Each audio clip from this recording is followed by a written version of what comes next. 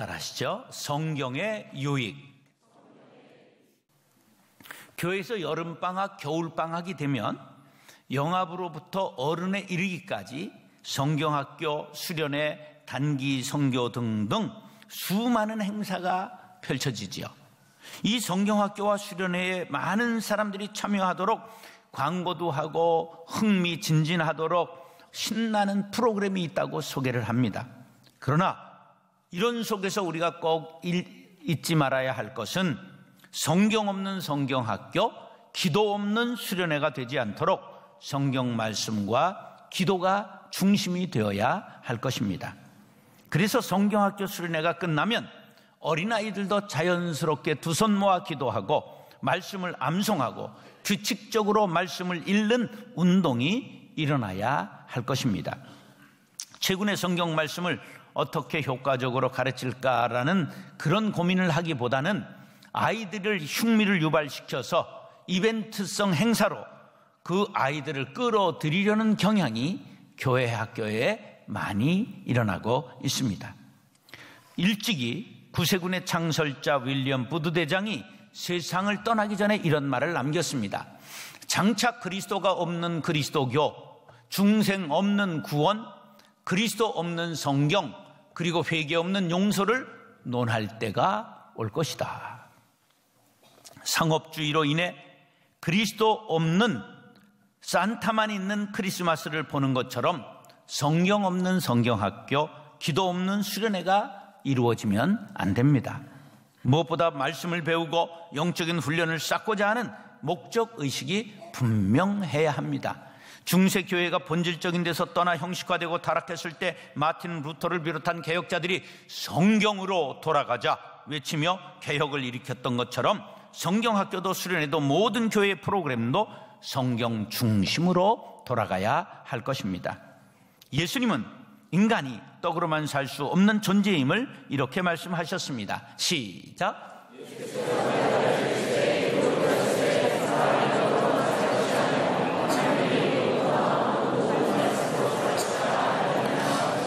인간은 육신을 위해 양식을 먹어야 합니다. 우리의 영혼도 생명 말씀인 성경을 먹어야만 살 수가 있습니다. 영혼 없는 몸이 죽은 몸같이 영혼이 병들었는데 육신만 살쪄 있다면 그건 죄덩어리가 되고 말 것입니다. 영혼의 양식을 먼저 취하기 전에 육신의 양식을 결코 먹지 않으리라. No Bible, no breakfast. 결단하는 신앙 훈련이 필요합니다. 왜 성경을 읽어야 할까요? 하나님의 말씀이기 때문입니다. 디모데후서 3장 16절 17절 시작. 모든 성경은 하나님의 감동으로 된 것으로 교훈과 책망과 바르게 함과 의로 교육하기에 유익하니 이는 하나님의 사람으로 온전하게 하며 모든 선한 일을 행할 능력을 갖추게 하려 함이라. 아멘. 말씀을 읽으면 온전한 사람이 됩니다. 선한 일을 행할 수 있는 인격자가 됩니다. 성경 말씀에 생명이 있기 때문에 사람을 변화시킵니다. 당자가 성자되고 창녀가 성녀되고 깡패가 전도자되고 우둔한 자가 지혜자가 됩니다. 이것은 성경 역사가 증거합니다. 인류 역사상 가장 많은 사람이 읽고 가장 많은 사람이 사고 오래도록 베스트셀러가 된 책이 성경입니다. 눈물에 젖은 빵을 먹어보지 않은 사람과 인생을 논하지 말라는 격언과 같이 성경을 읽어보지 않은 사람과 인생을 논하지 마시기 바랍니다. 사랑하는 형제 자매 여러분, 오늘 말씀을 통하여 성경의 유익을 깨달으시기 바랍니다. 말씀을 읽고 말씀을 따라 행복한 삶을 살 수 있게 되기를 예수님의 이름으로 축원합니다. 따라서 깨끗해집니다. 유치원을 입학한 흑인 아이가 아주 유치원을 즐겁게 다닙니다. 그런데 어느 날 유치원에서 다녀오더니 즉시 인사를 하는 둥 마는 둥 하고 세면장으로 들어갑니다. 그래서 엄마가 야, 유치원 교육이 좋기는 좋구나. 오자마자 손을 씻네. 근데 10분이 지나도 나오지를 않아요. 그래서 욕실을 열어봤더니 거품을 잔뜩 묻히고 얼굴을 팍팍 닦고 있었어요. 그래서 너 왜 그러니? 그랬더니 우리 반 아이들이 다 하얀데 나만 까매. 그리고서는 얼굴을 팍팍 문지르고 있었습니다. 어린 마음에 처음 만난 백인 아이들의 얼굴이 몹시 부러웠던 모양입니다. 그러나 아무리 문질러도 흑인이 백인 될 수는 없습니다.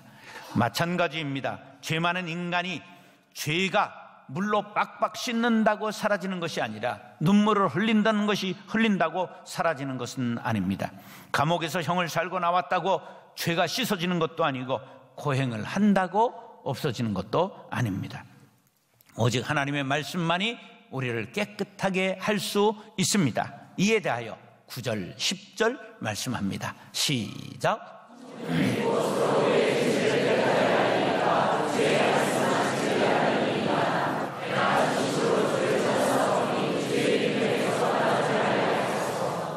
청년은 열정이 있죠. 막 동력이 있어서 움직이고 무엇이든지 할 수 있죠. 그러나 감정이 앞서고 욕정이 앞서기 때문에 실수도 많이 할 수 있는 시기를 청년기라고 할 것입니다. 청년만 그럴까요? 사람은 누구나 범죄하기 쉽습니다. 그러므로 사람이 범죄하지 않고 깨끗하게 살기 위해서는 주의 말씀만 지킬 따름이니이다 한 말씀처럼 말씀을 따라 살아야 합니다. 9절에 보니까 주의 말씀으로 삼가라고 말할 때 삼가라고 하는 뜻은 사마르, 그러는데 준수하다, 지키다, 그러한 뜻입니다. 사람이 행실을 깨끗하게 할 수 있는 방법이 주의 말씀을 준수하는 것입니다. 다시 말해 말씀을 따라 살 때 깨끗하게 살 수 있습니다. 시인은 전심으로 주를 찾고 계명을 떠나지 않게 해달라고 간구합니다. 인간은 의지가 약하고 죄성으로 인하여 항상 범죄할 가능성을 갖고 있기 때문에 하나님의 말씀을 떠나지 않게 해달라는 시인의 기도는 바로 저와 여러분의 기도가 되어야 할 줄로 믿습니다. 성경 말씀은 거룩한 사람을 만드는 하나님의 처방전입니다. 성경 말씀은 하늘나라에 가는 길을 안내해주는 안내서입니다. 성경 말씀은 영혼의 병을 고쳐주는 길을 보여주는 의학책입니다. 그러므로 영혼의 건강을 위한다면 성경 말씀을 따라가야 합니다. 일본의 한 청년이 일하기는 싫고 놀고 먹다가 돈이 떨어지니까 밤일을 하기 시작했습니다. 하루는 여자 신학교 기숙사를 털었는데 밤중에 들어가서 자루에 닥치는 대로 넣고 도망 나와서 이제 자루를 던져놓고 한잠 자고 난 후에 자루를 이제 열어보는데 뭐 딱딱한 게 손에 잡힙니다. 그래서 보니까 포켓용 성경이었습니다. 밤맛없게 이런 건 왜 나오나, 그리고 구석에다 던져버렸습니다. 그래 이제 다 정리하고 뒹굴뒹굴 하다가 심심하니까 던져놓은 성경을 펼쳐서 이제 딱 보는 순간 기절을 할 뻔했습니다. 어떤 말씀이 눈에 띄었느냐 하면 도둑질하는 자는 다시 도둑질하지 말고 돌이켜 가난한 자에게 구제할 수 있도록 자기 손으로 수고하여 선한 일을 하라. 가슴이 두근두근했습니다. 이게 뭐야? 그리고 던져버렸습니다. 그래서 이제 또 한잠 자고 나서 밤일을 하기 위해서 출근을 하는데 주일 저녁 교회당에 종소리가 들렸습니다. 그래가지고 마음이 끌려가지고 조심스럽게 교회에 들어가서 기둥 뒤에 앉았습니다. 목사님 설교를 하는데 설교 제목이 도둑질하지 말고 선을 행하라, 그러한 제목이었어요. 이게 나한테 저 말씀을 하시네. 그래가지고 설교가 끝난 후에 그가 목사님을 찾아갔습니다. 그리고 죄를 고백했습니다. 목사님이 이 청년을 잘 지도했어요. 그래가지고 신학을 하게 되었고 졸업한 후에 믿음이 좋은 아가씨와 결혼해서 북해도의 선교사로 가게 되었습니다. 어느 날 선교사가 전도하러 나간 사이에 아내가 책상을 정리하다가 어디서 낯익은 포켓 성경이 있어서 보니까 옛날 기숙사에서 잃어버렸던 성경이 꽂혀 있는 겁니다. 그래가지고 이게 여기 왜 와 있을까? 그래서 남편이 온 후에 물어봤어요. 여보 이거 어디서 났어? 그랬더니 남편이 과거를 털어놓았습니다. 이 책이야말로 나를 목사로 선교사로 만들어준 보물이라고 말했습니다.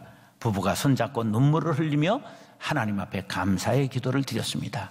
이건 실제로 일본에서 있었던 일입니다. 100년 전에. 예. 하나님의 말씀이 우리 마음에 새겨질 때 그것은 우리 죄의 심연 속에서 건져내고 말씀은 죄를 씻어 깨끗한 사람을 만들어줍니다. 세상에 많은 사람들이 큰 사람이 되기를 원합니다. 유명인이 되기를 원합니다. 스타가 되기를 원합니다. 그러나 그 많은 사람들이 유명인이 되려는 문턱에서 전부 자빠지고 맙니다. 그 문턱이 무슨 문턱일까요? 깨끗함의 문턱입니다. 깨끗하지 못하면 큰 사람이 될 수가 없습니다. 재산을 모았던 방법이 깨끗하지 못해서, 학자가 될 때 깨끗하지 못한 방법으로 논문을 써서 청문회에 국무총리, 장관, 시장의 자리에 오르지 못하고 떨어지는 사람들을 수많이 보았습니다. 경주 최부잣집은 12대 300년 동안 만속군을 이어갔습니다. 그 집안의 철학 중에 흉년에는 논을 사지 마라 하는 철학이 있습니다. 흉년이 되면 흰죽 한 솥단지와 논 한 마지기를 바꿀 수 있었습니다. 그래서 가난한 사람들이 먹을 것이 없으니까 문서를 가지고 와서 부잣집에 와서 쌀을 요구하고 바꿨습니다. 그래서 많은 부를 늘려가는 사람들이 있었지만 최부잣집은 남이 어려울 때 그렇게 해서는 안 된다 하는 철학을 지켜온 것입니다. 그 결과 어떻게 됐을까요? 1893년 농민운동이 일어났을 때, 그 혁명 때 많은 농민군들이 부자들을 때려 죽였습니다. 그런데 최부잣집만은 건드리면 안 된다 하는 여론이 비등해서 그냥 지나갔던 것입니다. 하나님께서는 큰 사람을 찾지 아니하시고 깨끗한 사람을 찾는다는 사실을 기억하시기 바랍니다. 여러분의 목사가 얼마 남지 않았는데 깨끗하게 끝낼 수 있도록 기도해 주시기 바랍니다. 디모데후서 2장 21절 시작.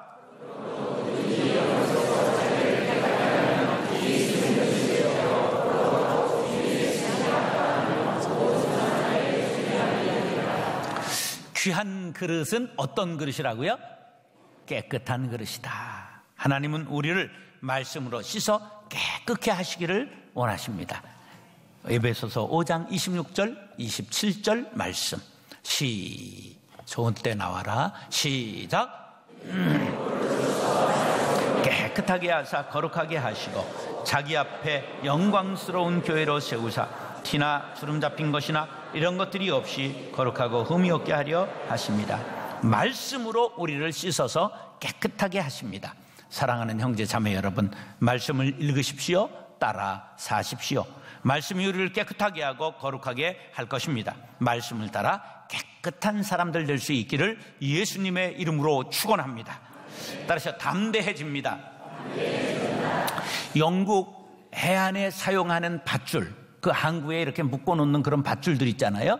그 밧줄에는 빨간 실 한 가닥이 들어있습니다. 이것은 영국 정부가 우리 것이다 하는 표시로 밧줄을 짤 때 빨간 실 한 가닥을 넣게 되어 있습니다. 도둑질 해가지 말라는 거죠. 마찬가지로 성경에도 붉은 줄 한 가닥이 늘 들어있다는 것을 아시기 바랍니다. 그건 예수님의 보혈을 뜻합니다. 말씀 전체에 예수 그리스도를 가르치고 있습니다. 창세기 3장 15절로부터 바로 붉은 피 예수 그리스도가 등장합니다. 시작.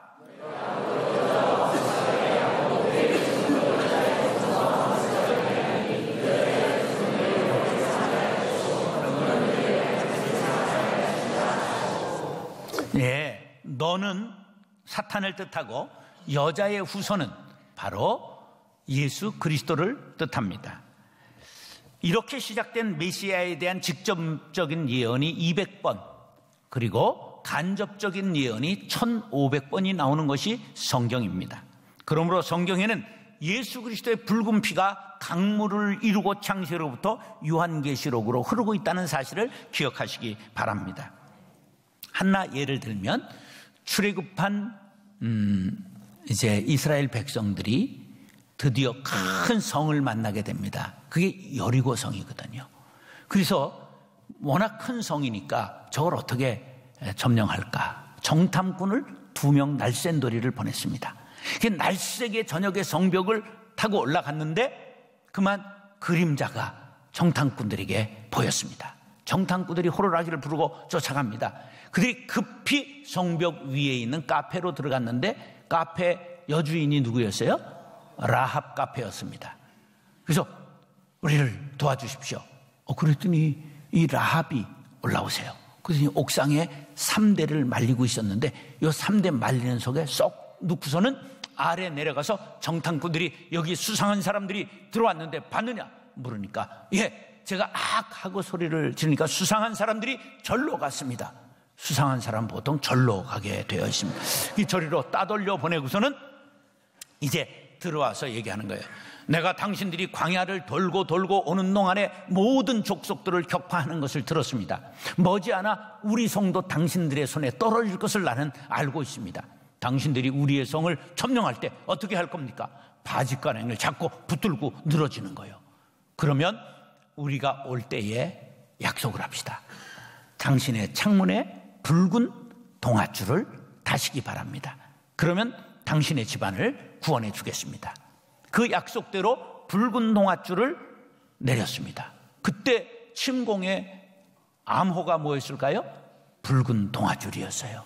그래가지고 라합이 살게 되고 다윗의 조상이 되고 예수 그리스도의 조상이 되었다는 놀라운 사실이 담겨 있습니다. 여기 붉은 동아줄은 뭘 뜻할까요?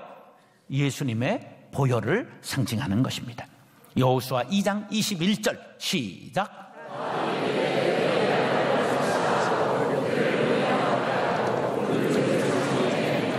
여러분 붉은 줄 생명줄을 잡으시기 바랍니다. 그러면 담대해질 것입니다. 라합이 담대하여 가족을 구원하고 다윗의 조상이 되고 생명의 계보에 들어간 것은 바로 하나님의 언약을 따라 사는 사람들은 담대해져서 생명을 얻게 된다는 것을 보여주는 사건입니다. 11절 12절 시작.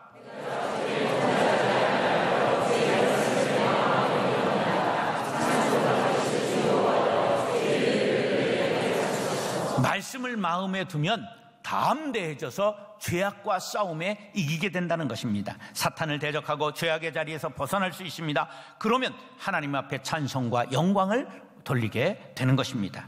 요셉은 마음에 하나님의 말씀을 두고 살았기 때문에 그는 하나님께 범죄하지 않을 수 있었습니다. 이 집에는 나보다 큰 이가 없으며 주인이 아무것도 내게 금하지 아니하였어도 금한 것은 당신뿐이니 당신은 그의 아내임이라. 그런즉 내가 어찌 이 큰 악을 행하여 하나님께 죄를 지을 수 있겠습니까? 다니엘의 세 친구 사드락 메삭 아벳느고도 하나님의 말씀을 마음에 두고 그 말씀을 따라 살았기 때문에 풀무불에 들어가는 절대절명의 위기 속에서도 범죄치 않고 믿음을 지킬 수 있었던 것입니다.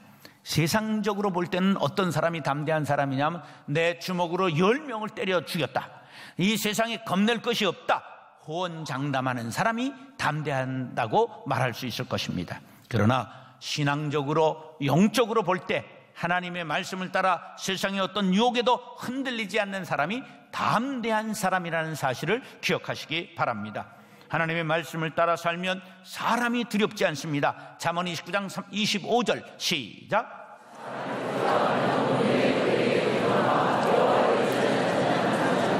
시편 3편 6절 시작.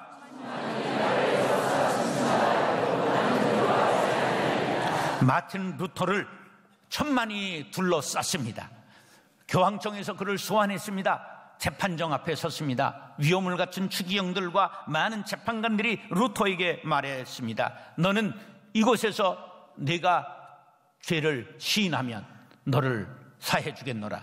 그때 마틴 루터가 말합니다. 주여, 내가 여기 있나이다. 나를 지켜 주옵소서. 저 성체의 기왓장이 전부 마귀가 되어 나에게 달려들지라도 나는 두렵지 않습니다. 그래서 책을 불사르고 잘못을 인정하면 살려주겠다는 그들 앞에서 당당하게 나는 잘못된 것 없다 이야기하고 뛰쳐나왔습니다. 하나님은 그의 생명을 보호해 주시고 500년 전 종교개혁의 불길이 타오르게 된 것입니다.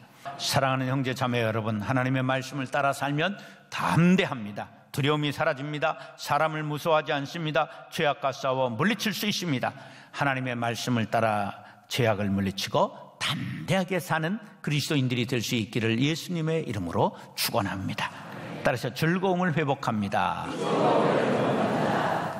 릭 워런이라고 하는 목사님이 10년 전 우리나라를 방문해서 막 그 잠실 경기장인가요? 상암원 경기장 10만 명도 모이고, 그리고 목회자들 세미나에 막 몇천 명이 모이고 그런 분인데, 왜 이분이 그렇게 유명한 분이냐면 목적이 이끄는 삶이라는 책을 썼는데, 이분이 아주 굉장히 모범적인 목사의 삶을 사는 분입니다.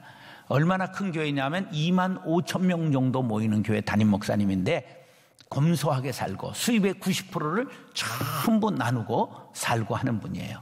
근데 이 목적이 이끄는 삶을 우리도 많이 봤죠. 근데 책이 얼마나 팔렸냐면 3천만 권이 팔렸습니다. 그러면 3천만 권이 한 권에 1,000원이 남았다면 얼마가 될까요? 300억. 놀랍죠? 책 한 권에 얼마가 남았다고요? 300억. 5,000원 남았다면 얼마예요? 1,500억이요. 1,500억. 굉장한 겁니다. 예. 근데 이분이 굉장히 검소하게 살고, 이거 90%를 나누고 살고. 근데 이 책이 왜 그렇게 많이 팔렸느냐? 목적이 이끄는 삶. 당신의 목적이 무엇이냐? 이걸 우리에게 도전하는 거예요. 하나님의 목적을 알고 목적에 이끌림 받는 삶을 살기 위해서는 하나님의 말씀을 읽고 듣고 배워야 합니다. 그러면 삶의 목적을 알게 되고 인생의 즐거움이 회복하게 될 것입니다. 이렇게 교회에 나와 있지만 우거지 죽상을 하고 있는 분이 여기에선 보인다는 사실이에요. 여러분, 오늘 삶의 목적을 발견하고 얼굴이 회복될 수 있기를 간절히 바랍니다. 돈은 왜 돈인지 아시죠? 돌고 돌아 돈인데, 돈이 여기에 가득 차면 돌아버리고 마는 거예요. 돌아버리고. 그래서 주의 말씀을 따라 사는 사람이 모든 삶의 즐거움을 회복하게 되는 것이죠. 그래서 주의 말씀의 증거를 바라보며 즐거워하게 되는 것, 이게 삶의 목적을 찾은 사람들의 모습이지요. 인생의 가장 중요한 목적이 무엇이뇨? 하나님께 영광 돌리고 영원토록 그분으로 인하여 즐거워하는 것입니다. 할렐루야.